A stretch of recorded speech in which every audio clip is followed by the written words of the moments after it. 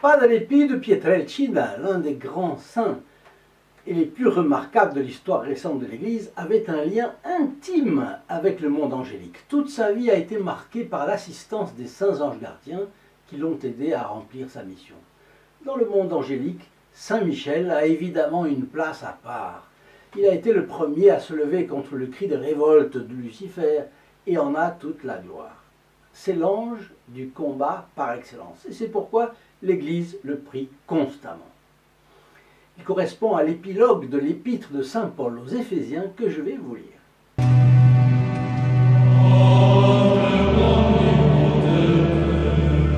Chers amis du Padre Pio, bonjour, mon nom est Jean Goyard et vous assistez au programme sur les pas du Padre Pio et je vous y souhaite la bienvenue. Notre chaîne YouTube est consacrée à l'un des saints les plus célèbres du XXe siècle. Moine capucin, grand mystique, Saint Pio de Pietrelcina. Par lui, Dieu multipliait les miracles et les guérisons au long de 60 ans et son intercession est immense encore aujourd'hui. Vous serez surpris de tout ce qu'il peut faire pour vous. Des vidéos sur sa vie sont publiées ici plus de 3 fois par semaine. Suivez-nous pour connaître les 1000 anecdotes de la vie de ce saint enchanteur. Nous diffusons aussi beaucoup sa photo pour amener sa présence consolatrice dans les foyers. Si vous en souhaitez un exemplaire, pour vous ou un de vos proches, commandez-la. Elle vous sera envoyée gratuitement et franco de port. Il suffit de téléphoner au 08 05 36 08 47, appel gratuit depuis la France métropolitaine, appel local depuis les Dom-Tom et depuis le Canada, composez le 1 844 398 88 67. Reprenons ce passage de l'épître de Saint Paul aux Éphésiens. C'est au chapitre 6, versets 11 à 17. Revêtez-vous de l'armure de Dieu, afin de pouvoir résister aux embûches du diable. Car nous n'avons pas à lutter contre la chair et le sang, mais contre les princes, contre les puissances, contre les dominations de ce monde de ténèbres, contre les esprits mauvais répandus dans les airs. C'est pourquoi prenez l'armure de Dieu afin de pouvoir résister aux jours mauvais, et après avoir tout surmonté, restez debout. Soyez donc fermes, les reins saints de la vérité, revêtus de la cuirasse de la justice, et les sandales aux pieds, prêts à annoncer l'évangile de paix. Et surtout prenez le bouclier de la foi par lequel vous pourrez éteindre tous les traits enflammés du malin. Prenez aussi le casque du salut et le glaive de l'esprit qui est la parole de Dieu. Dans ce texte, saint Paul a laissé à l'histoire de la chrétienté un concentré de vérité. On n'y fait pas attention quand on le lit comme ça. Comme vous le savez, les saintes écritures constituent la parole révélée par Dieu. Et les épîtres de saint Paul en font partie. Par son vocabulaire un peu guerrier, ce texte veut nous rappeler ce que chacun a tendance à oublier, et que la vie est un combat. Le combat n'est pas contre des êtres de chair et de sang, c'est pas une guerre, heureusement, mais c'est pire encore. C'est contre des purs esprits, ce sont les anges rebelles qui ont suivi Lucifer. Tout homme est confronté aux embûches de ce dernier. Le diable est l'ennemi du genre humain. Pour perdre les hommes, c'est-à-dire pour les emmener avec lui en enfer, le diable compte sur des complices, des myriades de démons. Ces démons rôdent dans les airs, ce qui nous oblige à être vigilants. Rappelez-vous, Padre Pio disait que si chaque démon occupait un espace matériel, nous ne verrions plus le soleil, nous ne verrions plus la lumière, tout serait obscurci. Cela nous rappelle un autre passage des Écritures, que celui qui est debout prenne garde de tomber. Pour tomber, il y a une seule condition, il faut être debout. Donc on est debout, prenons garde de tomber, veillons aux tentations.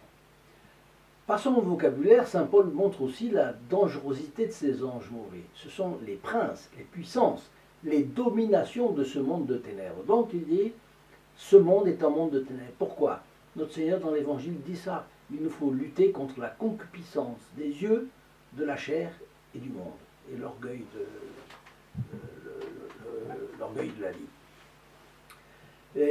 La concupiscence, c'est tous les attraits qu'on peut avoir au confort, à tout ce qui est agréable, mais l'abus est très facile. Et et les yeux, et bien sûr parce que par les yeux rentrent les tentations. Donc vous voyez que c'est un concentré de la doctrine de l'Église. Donc le diable et ses complices sont des êtres de grande force et de grande astuce, qu'on ne peut vaincre qu'avec l'aide de la grâce de Dieu. C'est ce que saint Paul dit là. Mais avec la grâce de Dieu et une vigilance constante, autrefois on appelait ça la garde du cœur, être en garde, hein, c'est parfaitement possible. Cela requiert des conditions. Ceindre ses reins de la vérité, donc ne pas laisser entrer dans notre âme des erreurs doctrinales, c'est-à-dire les fausses doctrines qui séduisent, mais qui ne viennent pas de Dieu. Et nous avons la logique, nous avons la révélation pour cela, et la logique pour voir si ce qui nous est proposé est bon ou n'est pas bon. Ensuite, se protéger moyennant la pratique de la vertu cardinale de justice, c'est ce qu'il dit là. Ensuite, avoir le zèle pour annoncer l'évangile de la paix, la bonne nouvelle, car on ne se sauve pas tout seul. Nous avons la responsabilité de porter l'évangile à d'autres, et c'est pour ça qu'il nous dit chausser les sandales de l'évangile. Ça veut dire aller le porter aux autres. Vous n'avez pas le droit de rester tranquille tout seul, dans votre fauteuil, même en regardant les vidéos du Padre Pio. Ça ne suffit pas de regarder les vidéos du Padre Pio. Il nous faut conquérir. Il faut aussi se garder avec le bouclier de la foi, car le malin envoie des flèches enflammées. Et si on n'a pas un bouclier, la flèche nous touche. Et c'est la vraie foi qui nous protégera dans ces moments, le vrai bouclier de la vraie foi. Ensuite, le casque du salut protégera votre tête, c'est-à-dire penser aux fins dernières de l'homme. La mort, le jugement personnel de chacun, quand on est mort, par Dieu, le ciel et l'enfer. Le purgatoire, à proprement parler, n'est pas une fin dernière. Il en fait partie par extension, disons. Et cette pensée des fins dernières vous aidera à bien vous conduire. Et puis enfin, prenez le glaive de l'Esprit, c'est-à-dire du Saint-Esprit, qui est la parole de Dieu. Et en effet, qui est aidé par le Saint-Esprit, qui est Dieu, ne craindra personne, même pas le diable. N'est-ce pas ce qu'a toujours fait le Padre Pio? Il a passé sa vie à arracher les âmes au diable et aux griffes du diable, et il continue de le faire. Nous pouvons le mettre en relation avec nos amis, nos proches, les personnes de nos familles. Si vous découvrez notre chaîne, je vous invite à vous abonner au moyen du bouton ci-dessous dans la description qui est prévu à cet effet. Cliquez dessus, c'est gratuit. Activez ensuite 2 fois la clochette et vous serez informé de toutes les anecdotes de la vie du Padre Pio qui seront racontées ici, vous le savez, 3 fois par semaine. Et vous ne les raterez plus. Alors, allons à Saint-Michel dans la vie du Padre Pio. Dès son enfance, Padre Pio a entretenu une relation intime avec les anges. Ce qui n'est pas surprenant. Ce n'est pas surprenant compte tenu de son engagement dans l'ordre franciscain. Saint François d'Assise, le fondateur de l'ordre, a institué la pratique du carême en l'honneur du glorieux Saint Michel Archange. C'est au cours d'une de ces intenses périodes de prière que Saint François a reçu les stigmates. Et Padre Pio, lui aussi, a reçu les stigmates de la Passion de notre Seigneur à l'approche de la fête des archanges. À San Giovanni Rotondo, où le Padre Pio a vécu, dans son monastère Notre-Dame des Grâces, nous savons que San Giovanni Rotondo se situe dans la région de Foggia, qui abrite la province capucine et franciscaine, dont le saint patron est Saint Michel. San Giovanni Rotondo se trouve à 25 km du sanctuaire où Saint Michel est apparu sur le mont Gargano. Monte Gargano ou mont Gargan. Qu'y a-t-il au mont Gargan? Le fameux mont Gargan. Eh bien, c'est le plus ancien sanctuaire consacré à l'archange Saint-Michel, tout au moins en Occident. En Orient, je ne sais pas, mais en tout cas en Occident. Parce que Saint-Michel y est apparu plusieurs fois à l'évêque Siponto en 490. Pardon. Et elle est décrite dans le bréviaire romain que les prêtres ont pour obligation de réciter chaque jour. C'est dire l'importance et la certitude que l'on a que c'est authentique. Très vite, le pape Gélase Ier, pape de 492 à 496, a ordonné qu'une basilique soit érigée sur place. C'était évidemment une basilique forteresse, l'époque s'y prétend fort bien, comme vous en doutez. Et la légende dit que la bataille de Siponto le 8 mai 663 a permis de repousser des envahisseurs arabes. Cette victoire chrétienne aurait été due à la spectaculaire intervention de Saint Michel qui était apparu avec l'épée flamboyante au sommet de la montagne, au milieu d'une tempête et à la veille de la bataille. En commémoration de cette victoire, l'église de Siponto institua une fête très respectée le 8 mai de chaque année. Et les habitants de la ville attribuent aussi à Saint Michel leur salut contre une terrible épidémie de peste au XVIIe siècle. Alors officiellement, Padre Pio n'a visité le sanctuaire du Mont Gargan qu'une seule fois, le 2 juillet 1917. Il y est cependant allé plusieurs fois moyennant la bilocation, ce don absolument exorbitant que vous savez, et qui fait qu'une personne soit vue dans 2 ou 3 endroits au même moment, ce qui représente une suspension par Dieu des frontières normales à la capacité humaine, évidemment. On dispose de nombreux témoignages de visites du Padre Pio au Mont Gargan. Selon le témoignage de ses proches, il avait l'habitude de répéter « Je vais toujours à la grotte sacrée du Mont Saint-Ange ». Le voyage du 2 juillet, donc, la seule où on l'a vu voyager, a été pénible. Effectué en charrette avec 14 autres frères et au long d'une nuit extrêmement froide. Arrivé à la grotte, le Padre Pio a consacré près d'1 heure à la prière, a célébré sa messe, puis a fait une longue action de grâce silencieuse, et puis ensuite il a passé presque 3 heures en prière dans la grotte de l'Archange. J'ai eu l'occasion d'y aller, c'est très humide, très froid et très humide. Cette longue station dans cet endroit humide et froid, justement, après une pénible nuit de voyage, lui a fait prendre froid, bien sûr. Et il l'a quitté pâle et tremblant de froid et de fièvre. Des historiens affirment que ce passage au Mont Gargan a été l'occasion pour le Padre Pio d'une révélation sur sa mission religieuse. Il y a pressenti ce que le Seigneur lui réservait. Et de fait, l'année suivante fut riche en événements extraordinaires pour lui, toujours précédés d'une présence mystérieuse. En 1918,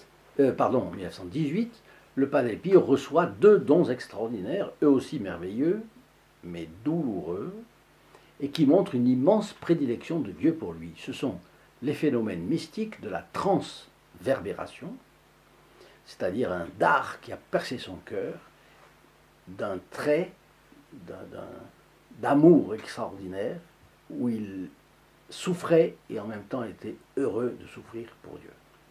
Et puis la stigmatisation. La transverbération, elle a eu lieu pour Sainte Thérèse d'Avila, par exemple. Et puis les stigmates qui ont été reçus par Saint François d'Assise ont été aussi reçus par le Padre Pio, sauf qu'ils étaient différents, mais c'est tout. Donc, les stigmates marquent le corps du Padre Pio d'empreintes profondes qui sont les signes de la passion du Christ. Les stigmates se sont produits le 20 septembre, pendant la quarantaine de Saint-Michel. Saint-Michel, la fête de Saint-Michel, c'est le 29. Et en préparation à la neuvaine consacrée à l'archange Saint-Michel. Se référant à Saint-Michel, le Padre Pio disait souvent à ses disciples « Il est toujours là ».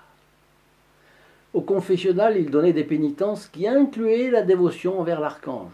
Et il encourageait les pénitents à se rendre en pèlerinage au sanctuaire du Mont Gargan pour aller saluer Saint-Michel, disait-il. Sur une image pieuse qu'il a envoyée à l'une de ses filles spirituelles, Padre Pio a écrit que Saint-Michel te protège et te défende contre l'ennemi infernal. Lorsque des personnes étaient obsédées ou même possédées par le diable et qu'on demandait son aide, le Padre Pio les envoyait souvent rendre visite au sanctuaire, voisin de 25 km, et y prier. Et il était fréquent que la libération du fidèle survienne au cours de ce pèlerinage. N'est-ce pas formidable, ça ? Le fait d'aller au Mont Gargan sur la demande du Padre Pio, où la personne en chemin était délivrée des tentations qui l'obnubilaient, ou même était délivrée du diable, s'il était possédé. Combien et combien de personnes feraient bien de suivre cet exemple aujourd'hui, au lieu de consulter les gourous, et où derrière une devanture séduisante, le diable est en embuscade dans l'arrière-magasin. Alors je vais vous donner un dernier aspect sur la façon dont nous pouvons recourir à Saint-Michel. Mais avant, je vous prie de ne pas oublier de me dire ce que vous pensez de tout cela dans vos commentaires. Cela m'intéresse. Partagez aussi ces vidéos sur les réseaux sociaux. quand vous partagez une vidéo, non seulement vous entrez dans les intentions de la messe, le vendredi qui suit à midi, mais les personnes qui la reçoivent sont aussi bénéficiaires des grâces infinies de cette messe, parce que chaque messe vous vaut les grâces par les mérites infinis du Christ. Et vous voilà alors, en partageant, vous voilà un trait d'union entre les âmes et le Padre Pio. Faisant cela, vous accomplissez exactement ce que je vous disais de Saint Paul en début de vidéo. Saint Paul nous dit qu'on ne se sauve pas tout seul, mais qu'on se sauve en sauvant nos frères. Enfin, n'hésitez pas à venir me rendre visite sur le lien https://st-padre-pio.fr en bas dans la description. Un frère capucin qui a vécu auprès du Padre Pio a affirmé que celui-ci récitait quotidiennement la prière à Saint-Michel composée par le pape Léon XIII en l'honneur du glorieux archange. Et le Padre Pio a affirmé « Aujourd'hui, en cette époque apocalyptique où nous sommes, il est plus que jamais nécessaire de lutter sous la bannière de Saint-Michel. » Encore une fois, il parle de lutte comme Saint Paul.